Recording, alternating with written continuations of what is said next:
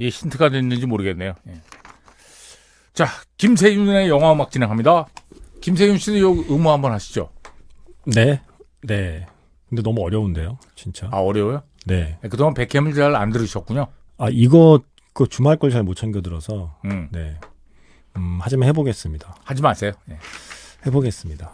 자존심 상해서 내부자 정보를 철저히 차단하고. 없습니다. 네. 그런 건. 예. 혼자만의 힘으로 한번 응원을 해보겠습니다. 알겠습니다. 네. 예. 왠지 그 5곡 안에 비틀즈는 있겠지 싶은 마음은 듭니다. 힌트 없습니다. 그래도 비틀즈는 있겠지라고 한번 찍어봅니다. 자, 오늘 영화는 어떤 영화입니까? 이게 사실은 지난주에 엔니오 모리콘의 추모 방송을 하느라고. 아, 참, 이게 엔니오 모리꼬네라고 우리가 발음하는데, 네. 이게 모리꼬니가 맞다는 사람도 있고요. 네. 그래서 엔니오 모리꼬네, 모리코니.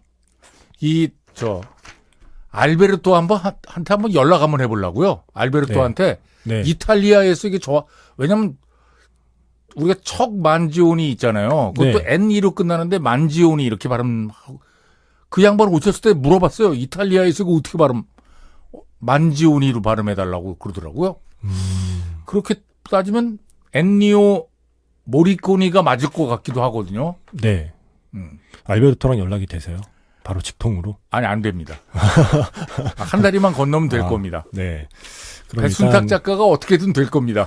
그럼 애매한 발음은 빼고 엔니오 할아버지가 돌아가셔서 엔니오 할아버지의 추모 방송을 하느라고 지난주에 개봉한 영화들 소개를 못 해드렸죠. 그렇죠. 예. 그 중에 한 편을 가져왔고요. 사실은 지난주에 개봉한 작품 중에 제가 눈여겨본 작품은 2작품이고요.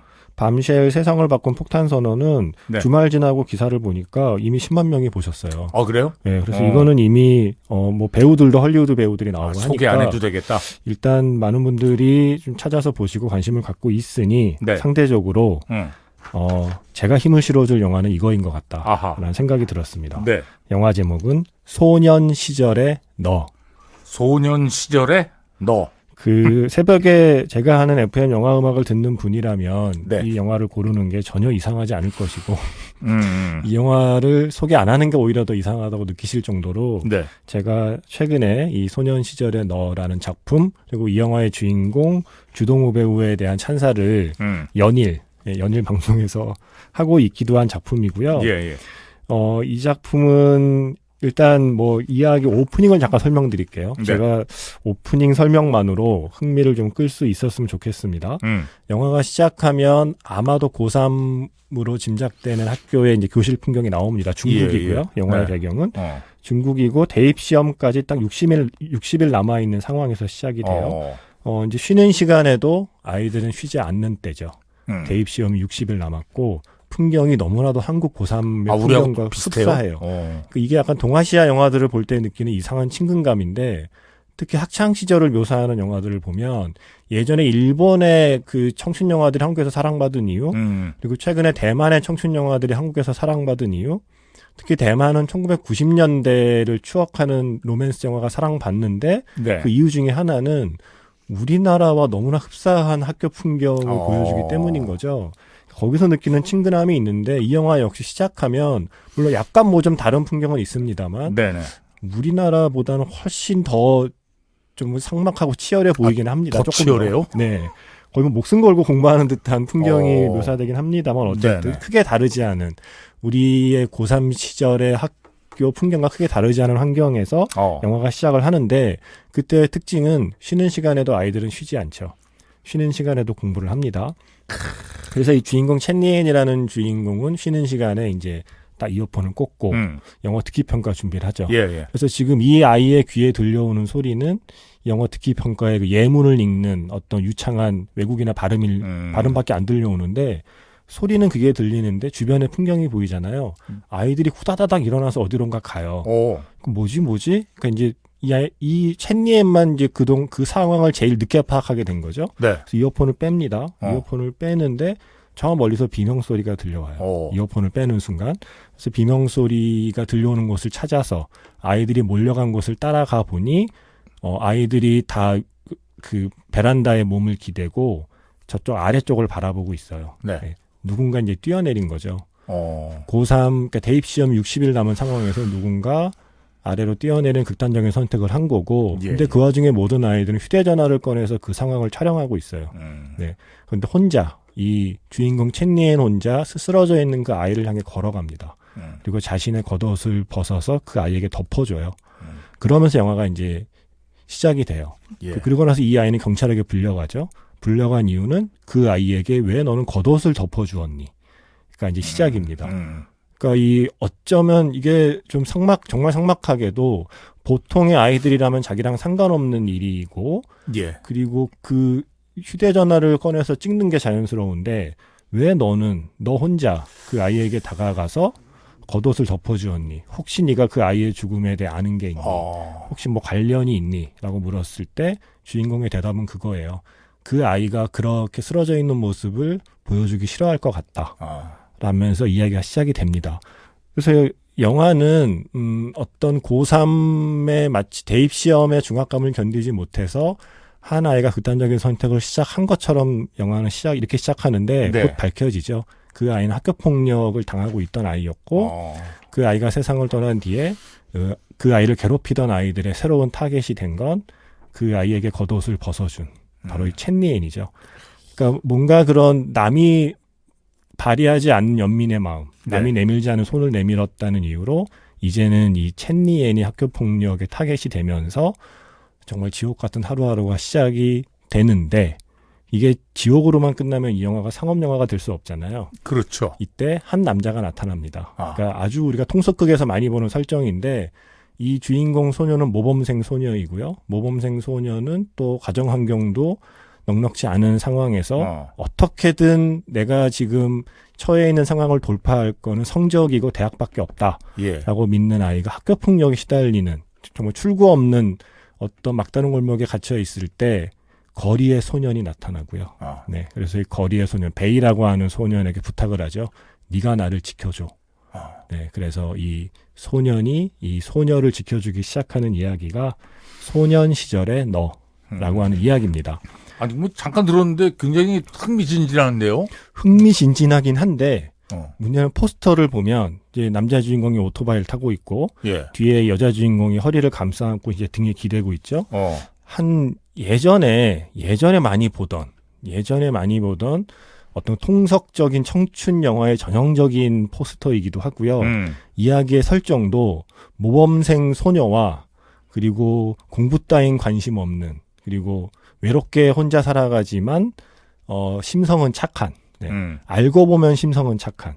근데 알고 보려는 사람이 아무도 없어서 그 아이의 심성이 착하다는 건 오직 여주인공만 알고 있는 어떤 그런 거리의 소년 간의 어떤 우정과 사랑에 대한 이야기는 사실 너무 많았죠. 그렇긴 하네요. 너무 쉽게 다루는 통속극이기도 하고요. 그래서 그렇게 뻔한 통속극일 거라고 생각하시는 분들께 이 영화는 아마 뜻밖의 영화일 겁니다. 뜻밖의 또 진행이 되는군요. 이 영화는 굉장히 진지한 어떤 주제와 이야기를 굉장히 달달하고 통속적인 장르로 포장해서 관객에게 선물하는 영화이고요. 그러니까 주제의 쓴맛을 장르의 단맛으로 중화시키면서 관객의 마음을 사로잡은 영화이고 일단 너무 재밌습니다. 그리고 재밌는 게 중요하죠. 일단 영화 보는 동안은 재밌고요. 영화를 보고 나면 쉽게 외면할 수 없는 질문 하나까지 관객 가슴에 남기는 영화가 소년 시절의 너라고 하는 작품입니다. 네. 자, 음악을 한 곡 듣죠. 이 영화 엔딩곡이고요. 요요샴이라는 이름으로 활동하는 뮤지션이에요. 천닝얼인가 하는 이름이 원래 이름이라고 하는데 요요샴의 플라이라고 하는 곡 준비했습니다. 자, 요요샴 플라이 듣겠습니다.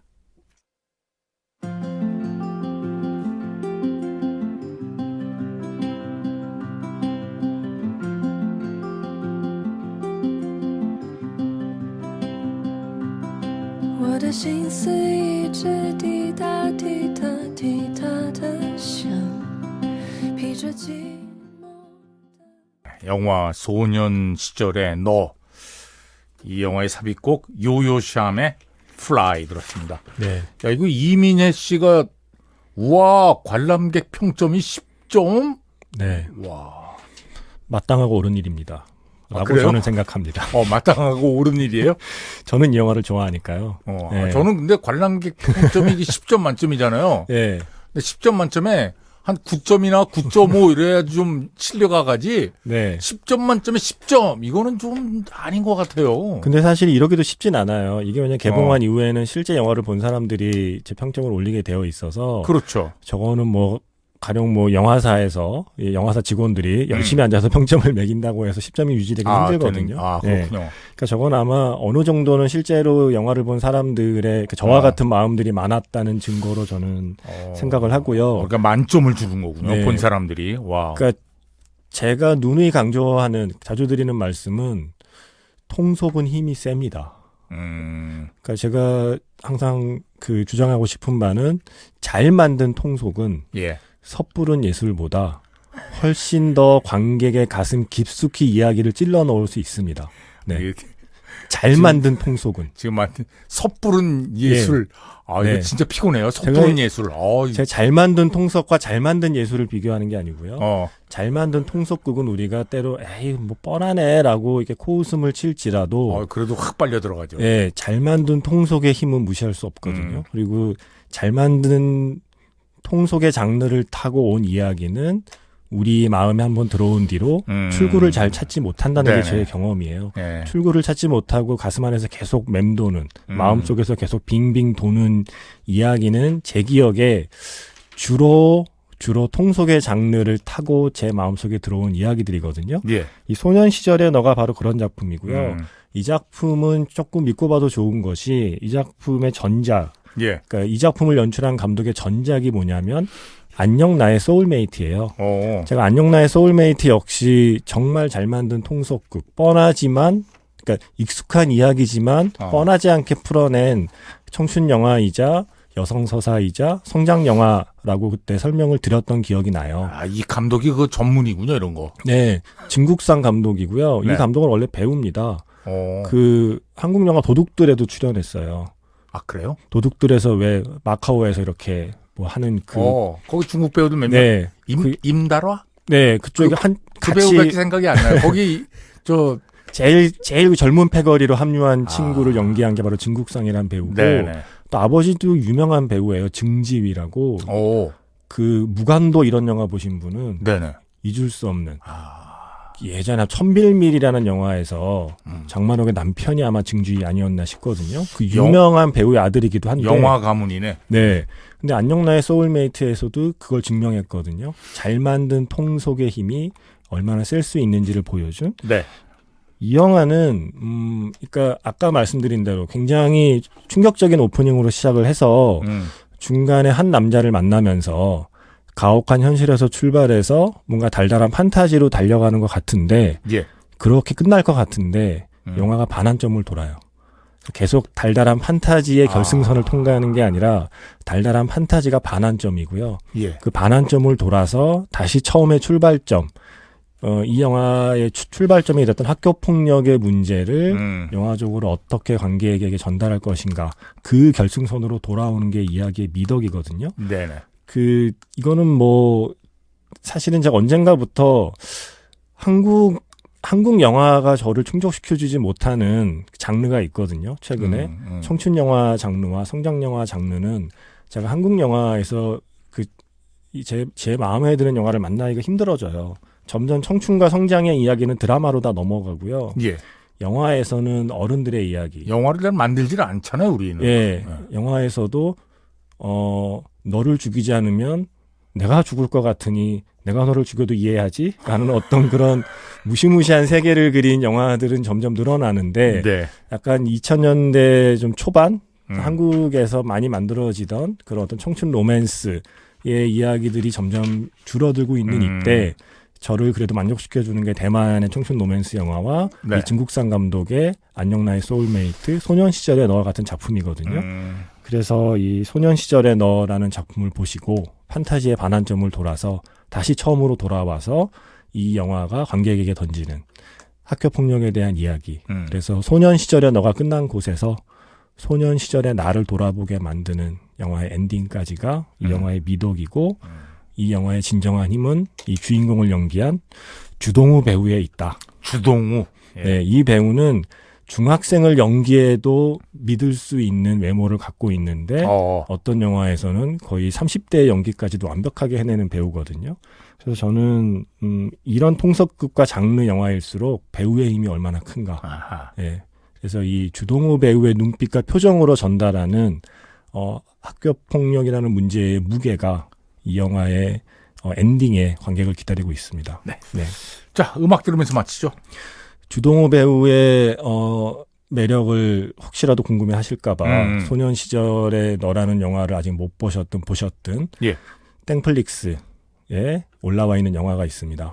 먼 훗날 우리라고요. 이 영화는 이미 또 많은 분들이 보시고 역시 또 10점에 가까운 평점을 쏟아내고 있는 작품이고요. 네.